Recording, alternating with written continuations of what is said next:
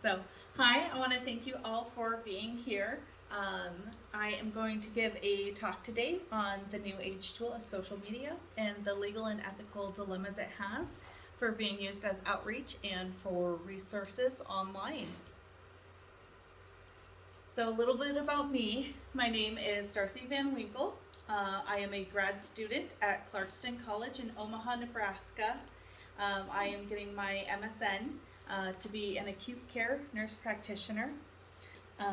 I got my BSN from Lewis Clark State College in Idaho, and I am currently an emergency nurse at Olympic Medical Center.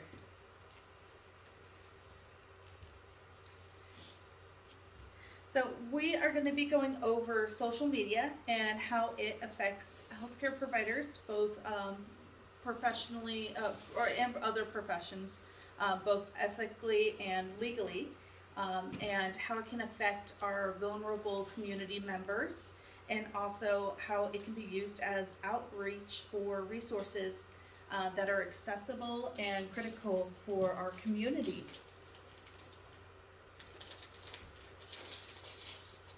The key takeaway we have for today is I want us all to focus on safety, privacy, outreach, and professionalism. With these, we are looking at both sides, both ethically and legally, for dilemmas that can occur.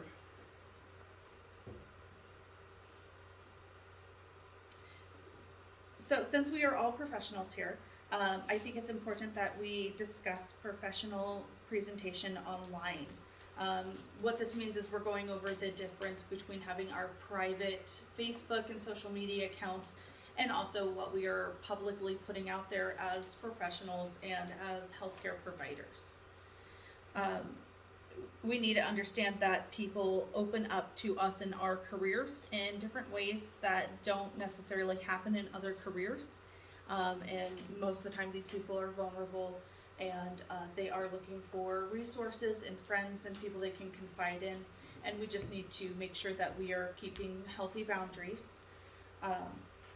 And so what we do at my work at the emergency room is we never give out our first and last name. As nurses, we give out our first name. The providers and doctors give out their last name only.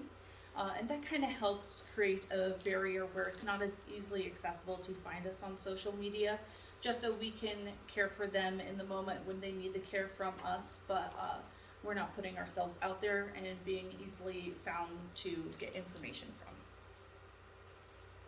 So if you're using social media with the intent of connecting with a client, a patient, or vulnerable people who are not your personal friend, you should consider using a group or a page on social media instead of using your personal account.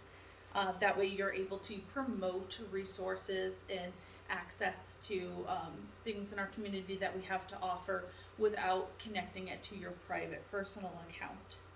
And then another thing is we always need to keep in mind HIPAA regulations.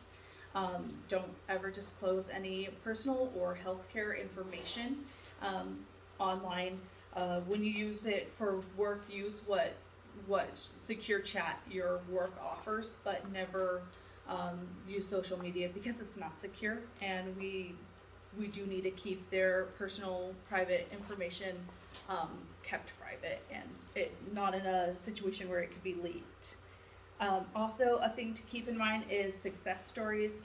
I know it's always good to share success stories, and we want to spread the good things, but we also don't want to put people at risk if it kind of puts their personal vulnerable side out there, and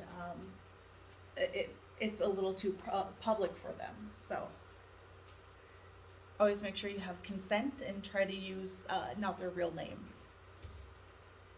All right, so I have a quiz. Can you guys tell me what HIPAA stands for? I have 3 options up here. I have the Healthcare Insurance, Portability and Accountability Act. We have the Healthcare Insurance Privacy and Autonomy Act, or we have Healthcare Information Privacy and Accountability Act. Which one do you think? Number 1. Number one. And you guys would be correct. So it is number one.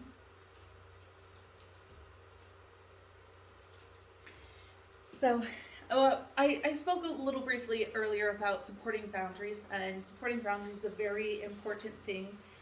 Social media has been known to blur lines between friendship and professional relationships.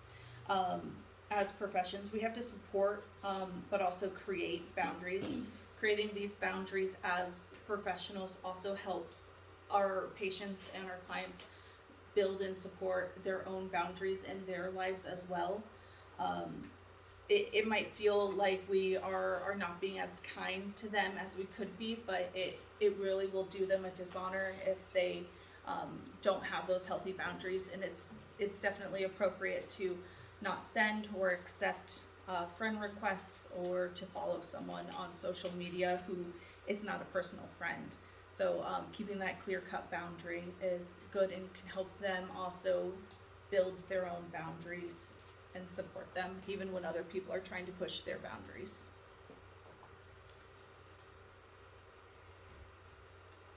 So patients, clients, and the public. So social media has a lot of resources right at the palm of your hand. We also have access to local resources for a variety of different situations. So it's a lot easier now that we all have smartphones in our pockets, we have online access. We can all just look up things that can help us, especially when we're in a crisis situation.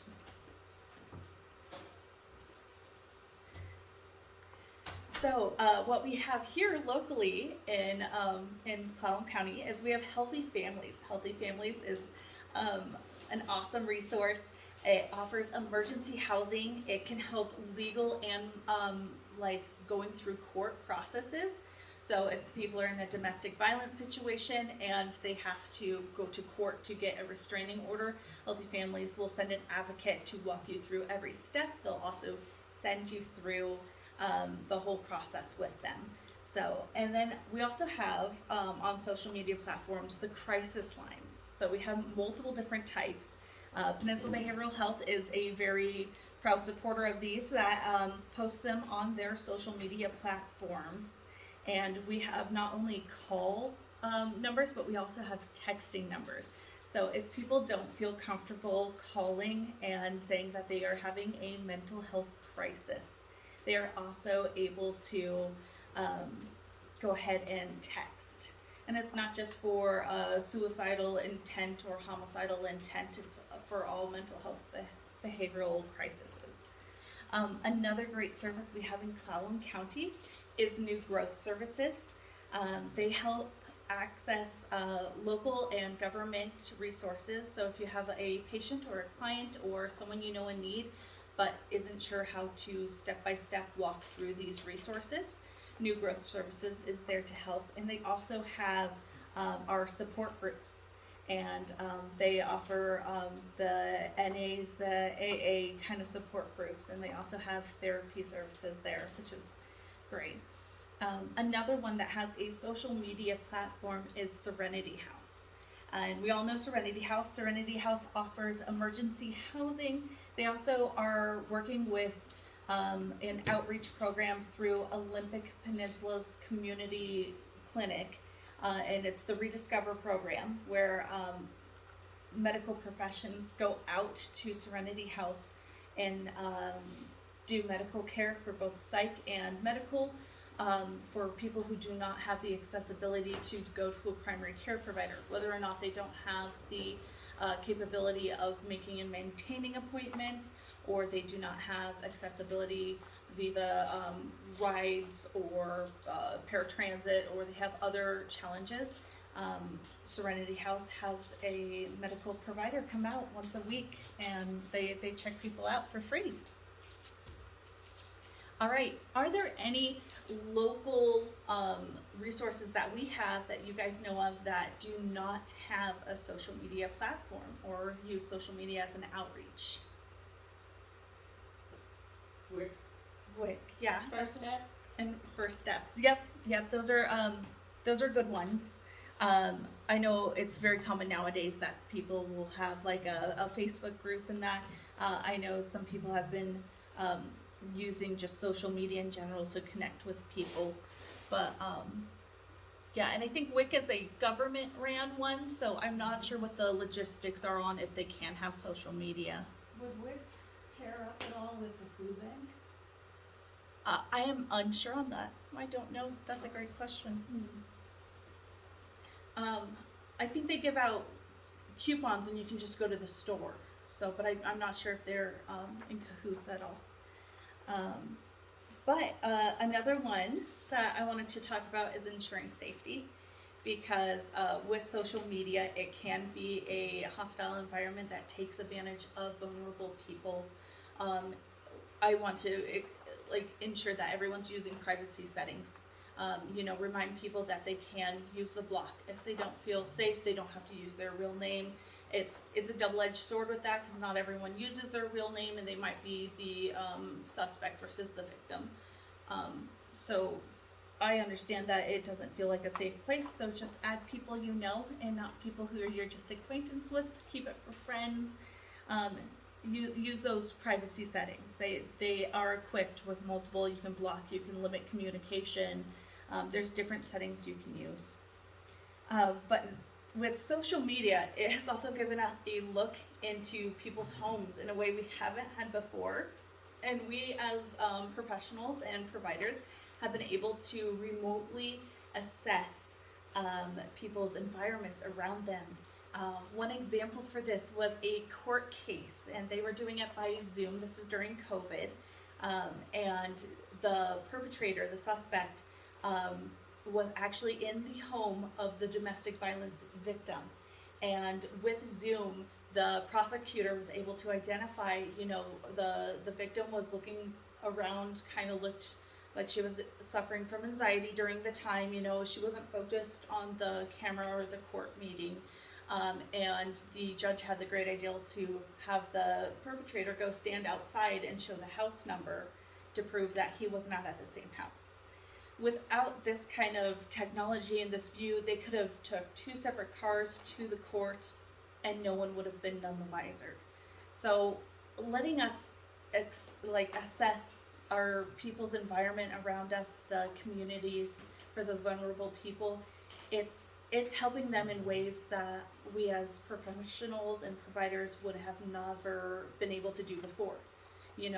Environment is a big key factor in healthcare and ensuring that they are getting their needs met, including social needs.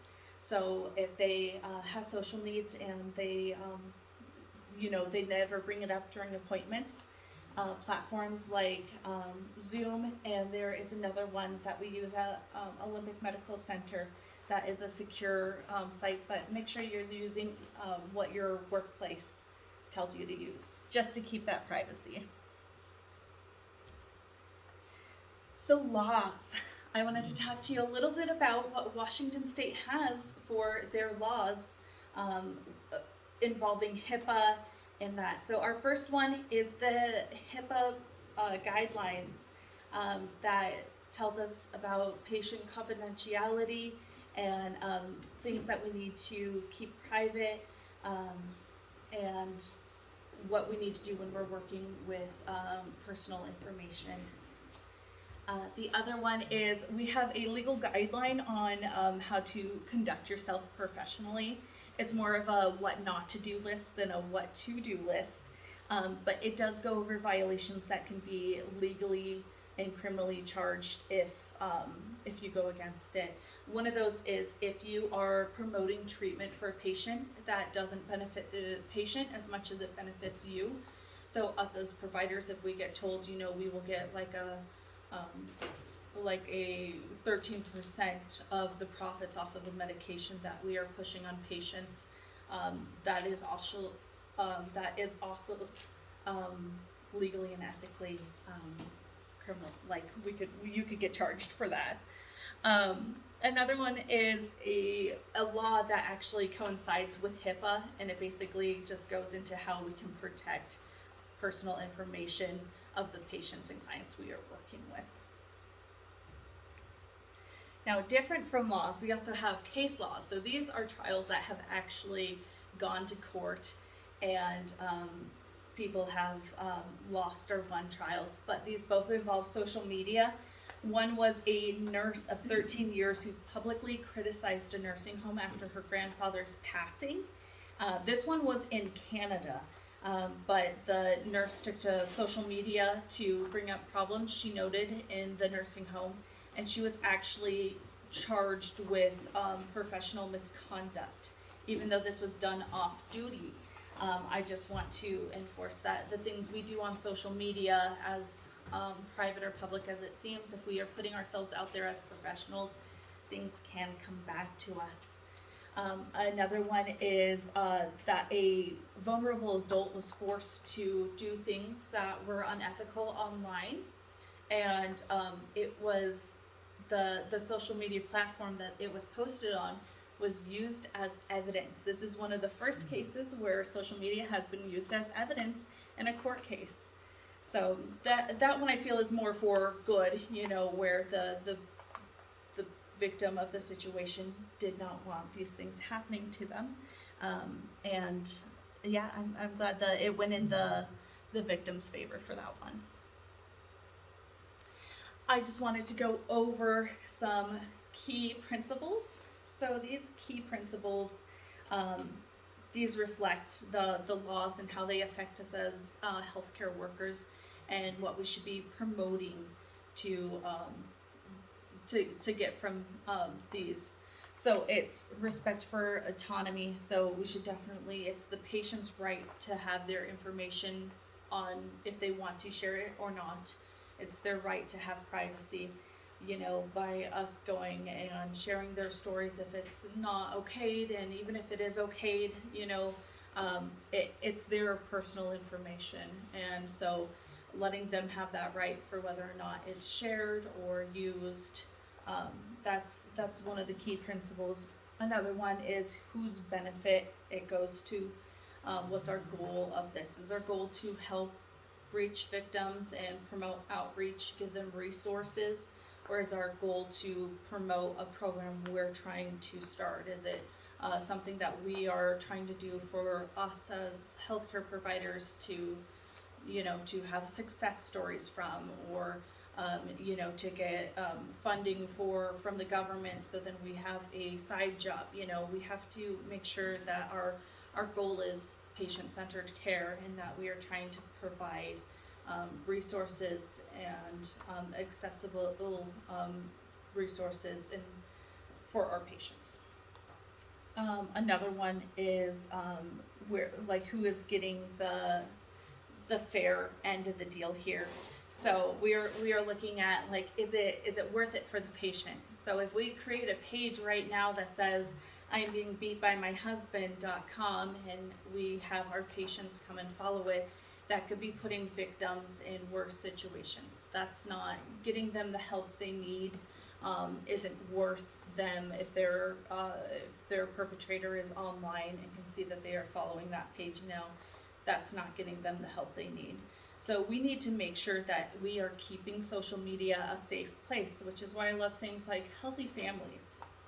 Sounds great, if someone likes it on Facebook, you wouldn't be concerned too much. You'd be like, okay, they're looking into a healthy resource, but that way people can get the help they need without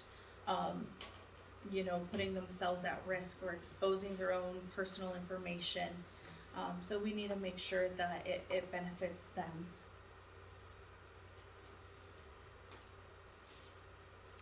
So the legal issues related to the ethical issues, just to go over the things, is, social media is a double-edged sword, with both the legal and ethical. We need to make sure we keep people safe. We also want to promote it to give people easy access to resources. We need to ensure safety for both our patients, but also as professionals, we need to create and keep boundaries. So we also need to remember to stay professional online, keep our accounts private, and ensure that we use those privacy settings. And then a final reminder is always keep HIPAA in mind. HIPAA is very important. It's our legal guideline as healthcare providers and professionals for how we should conduct ourselves. All right. And are there any questions? No. All right. Well, Oh, wait a minute, I have a question. okay. So if we have, say, somebody who's escaped domestic violence and they left with nothing, is it appropriate on their behalf to like use Facebook Marketplace to try and find them their basic needs? Yeah, so if they have social media, I would probably just send them the links, but I do understand in the situations where domestic violence victims probably have closed down and deleted their accounts because they do feel vulnerable on social media. I think that would be fine in an appropriate way where you are getting the resources and maybe having it at your place of work, you know, bringing it to healthy families and having them just pick it up from there.